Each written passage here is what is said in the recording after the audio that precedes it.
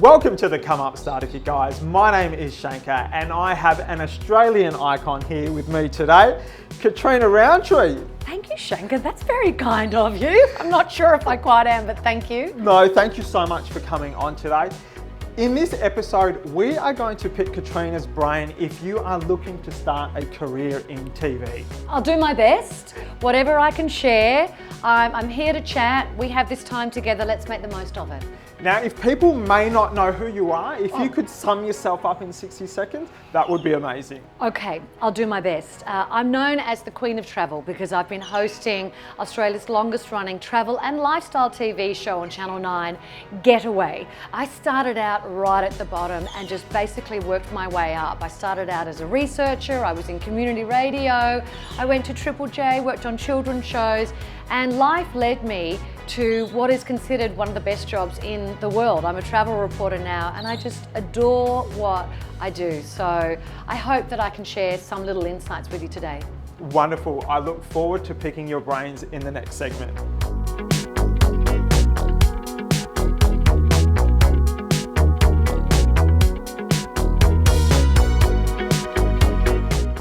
Here we are with a wonderful Catriona and we're about to pick her brains if you are looking for a career within TV. Now, Catriona, before I jump into it all, do you think that you need to follow your passion when it comes to a career? Definitely.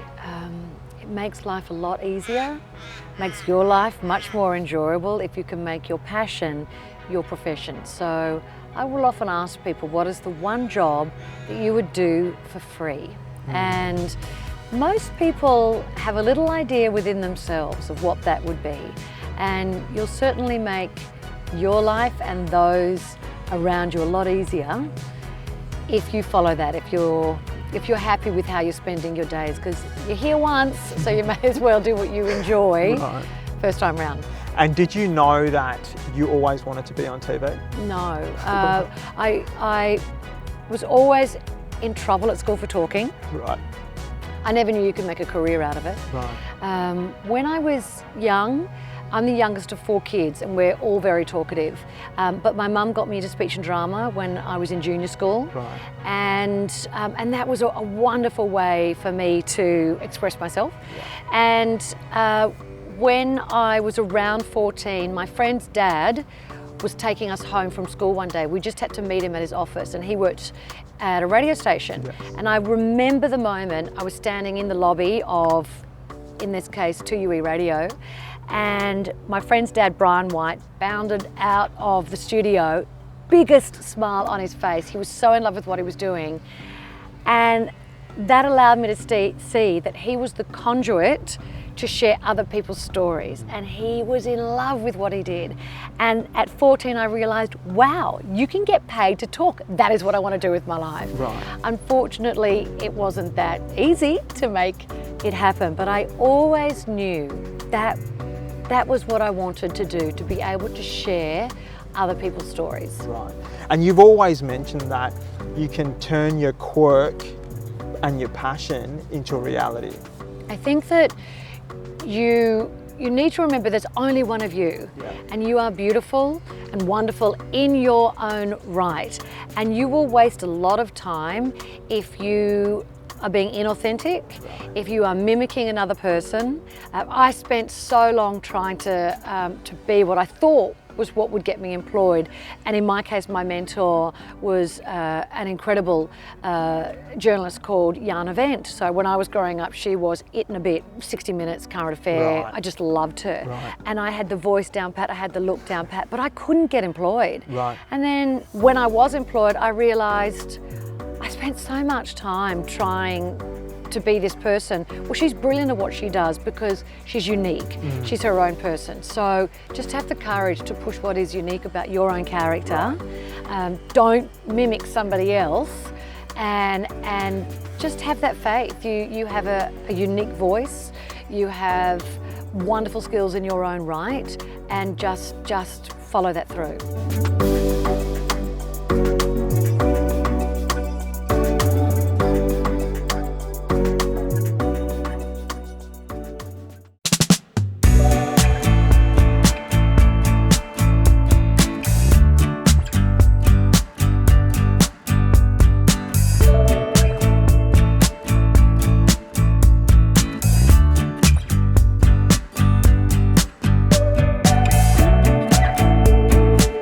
Getting to where you've got to has been a challenge for you. You've had to overcome certain things. How did you get your first break into the industry, and what did that look like? Well, I suppose for me, really, I probably have to thank my mum, because when everybody left to do schoolies week, and I knew I was never going to get the marks to study communications. When I was at school, I was told the only way to be a journalist was to study communications, or maybe if you were a model. Reality TV didn't really exist in the way that it does now.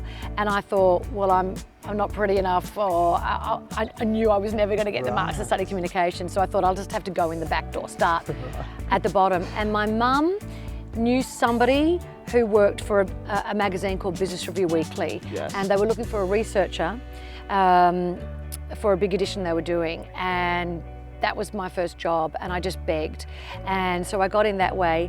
Unfortunately, once I was in, I realised, far out, they've all got degrees. I don't have that.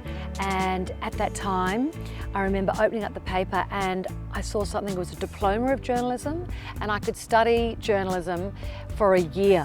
And for me, that was better than going to the country for 3 years and doing what I knew I wanted to do now. But I knew I had to finesse my skills, and this allowed me to stay in the heart of Sydney. I could still stay at home, so that would save me a little bit of money, and I'd get the diploma at the end. But it also allowed me, what I see now, to do work experience. And so I got in and I just begged, and I was able to do the work experience at different places, figure out, do I like radio, print? At the time, everybody wanted to be in print. And so in a sense, I kind of went for the shortest queue. Not that many people were lining up to do TV, so I thought, well, by the law of averages, I'll try that one. And I got into news initially through my work experience, and I just stayed on doing the work for free. Eventually, I got into community radio as well, and that, in a sense, allowed me to workshop, finesse, learn different skills, and really, I can honestly say, if I can do it, anyone can do it, because I didn't really know anyone. Obviously, I didn't have the uni degree, I didn't have the contact book, but I was just more persistent than the average person. Right. Yeah. So I was just about to touch on, how important do you think that it is if someone wants to get into this specific field? Do they need to have a degree, or do you think that you can go through the back door? Everybody has a different story, and everybody has a different path. Right. Some people are able to get the degrees, and that allows them to follow beautifully into. It tends to be news for that. Maybe you're wanting to learn different skills. Maybe you want to be behind the scenes and learn different things there. Yeah. In my particular case, I loved the skills that I learnt doing my diploma, because that taught me specifically how to write for journalism, for TV, radio as well. It gave me all of these different skills. You can do it part-time if you want, but basically it gave me more strings to my bow, and that has allowed me to remain employed, I think. Okay.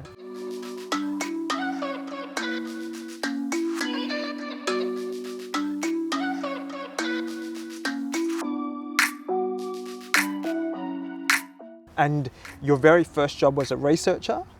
What is a researcher? Well, it takes different forms for each particular job, but it is so far one of the hardest jobs I've ever done. It's a thankless task. Right. You get very little credit, but it gave me my in. It gave me my in. It's how I started off. I auditioned for a show called Wonderworld with about 12,000 other people. They didn't take me on as a presenter, which I knew they would rue the day, but no one wanted the job as the researcher, so I was able to take on that job. Pretty much in that particular case, I had to find 2 stories every day. I had to lock them in, work out all the visuals, what are we going to do, what are the weather alternatives if we're filming outdoors. I had to write up the briefs for all of the crew and the presenter, give them an angle, what's the angle of this particular story. Right. It was so hard, and I had to do 2 of them a day, 5 days a week, but that gave me my in. And so when the presenter that they did choose, when things didn't work out for that person, I was there. Right. I was there. So sometimes it's just getting that in. And so how did you get your break when it came to Getaway? When it came to Getaway, it, unbeknownst to me, was a perfect storm forming. Being a travel reporter is not a lifestyle for everyone, and it's definitely a way of life because obviously you're living on the road. If you've got children, it's challenging. What's your support system like? At the time, everybody had to move to where the head office was in Sydney, and if you've lost that support base, it's really debilitating. So for me, little did I know, but they were going through a bunch of young female presenters that just could not fit into the life. And I lived not too far from head office. I lived with all of my family.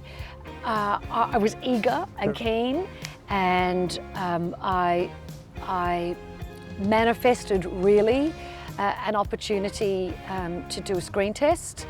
And sometimes you are in the zone. You're going to have maybe playing sport, maybe on a date, maybe in an interview.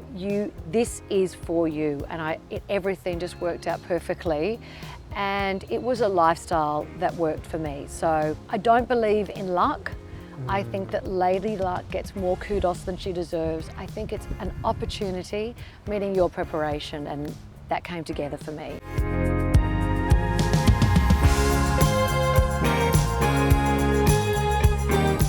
So I think there's two questions I want to ask. When you talk about you manifested that, what do you mean by that? Is it that you... I made it happen. Yeah, right. Yeah. Well, what happened was I was working on all of these different shows, Right. 3 states, 7 days a week. Right. I was young and eager. Yeah. And I knew that this was not going to continue. I wasn't sure if the shows were going to continue. I knew that what was next? I had to make it happen. And you really want to look to who are the decision makers, and you want to hassle those people. Respectfully, hassle those people. Yes. Who are the executive producers? Who are the people in control? And there was a particular person at Channel 9 that I had met, and I got along really well. He seemed nice to me. And I noticed that I was procrastinating. I knew if I could just call that person, and just have 10 minutes of their time. And so you need to know precisely what do you want. And that's why I say, if you've got a moment of this person's time, don't say, I'll do anything. They're busy people. They're never going to call you back. Nobody ever calls you back. Don't think it's disrespectful. They're just really busy. So basically, I just knew I had to have 10 minutes of this person's time. I was procrastinating, recognized that in myself, and I thought, stuff it, just pick up the phone. So I picked up the phone and I called Channel 9, 12456, call directory, they're going to put you through. And at the time, I think I said, hello, I've got an invitation that I would like to send to this particular person. Could I speak to their assistant just to get the right information? And sure, that's not a problem. So they put me through to the assistant, and I said, excuse me, please, could I please have 10 minutes to have a cup of coffee with Mr. Meakin? That's all I need. Well, that is not too big a ask. You know, that was just what worked for me. Right. And 10 minutes, he can do that. He's probably going to have a cup of coffee at some stage. And so I went in and I had a 10-minute meeting. I had no idea that there was an opportunity going for a presenter on Getaway. So it started off as just 10 minutes to let him know, if an opportunity comes up, I just want you to know I'm open to anything. Right. I'm keen. This is what I'm interested in. You've seen my work. You can see what I can do. So it was kind of open-ended in my case to what path I would take. I was possibly going to go down the news path. He was head of news and current affairs. Right, okay. Obviously, I loved yarn events, so I thought I was probably going to go down that path. I had no idea that they were having challenges with Getaway. Of course, how would I know that? Right. And at the end of that 10-minute meeting, he said, so have you got a moment to go and have another meeting to see this person? Well, I was busy, I was a young person. I said, of course I've got time, of course I've got time. Right. Clear that. And he then introduced me to the father of Lifestyle TV, David Lyle. I went to have a meeting with him. After that meeting, have you got a moment to go and meet somebody else? Sure, I've got time. He then gave me 10 minutes to have a meeting with the executive producer, John Westacott of 60 Minutes. Little did anyone know, I had memorized the book inside 60 Minutes. And I was obsessed. I was just like waiting for this opportunity. And I go down and even though I was 22 or so at the time, I could go toe to toe with this EP about the show. At that time, he wanted story ideas, so I was ready. I was doing Triple J at the time, so I was a connection to stories that they wanted to do. So he asked me to come up with story ideas. By the way, can you go and have a meeting with this person, Adrian Swift, the head of Getaway. I had my meeting with him. I was just on cloud 9 when I went in, so excited. But I knew I've got to be respectful, nail this moment, and deliver. And at the end of that meeting, he said, here's a script. Do you think that you could have a screen test on Tuesday at the local park? See you there at 10 o'clock. Right, okay. And I memorized everything. And that was something that the speech and drama as a child gave me those skills, to have the photographic memory to memorize the script, memorize the questions, and so that I could then deliver.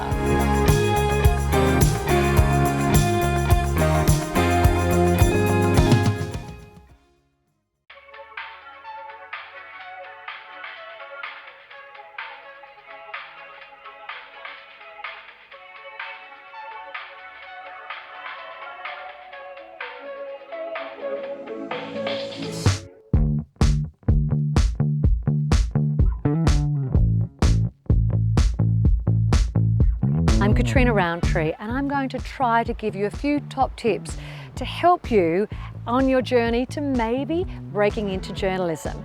Definitely know your craft. Do as much homework as you possibly can. Know the person that is in charge, making the decisions of your dream job.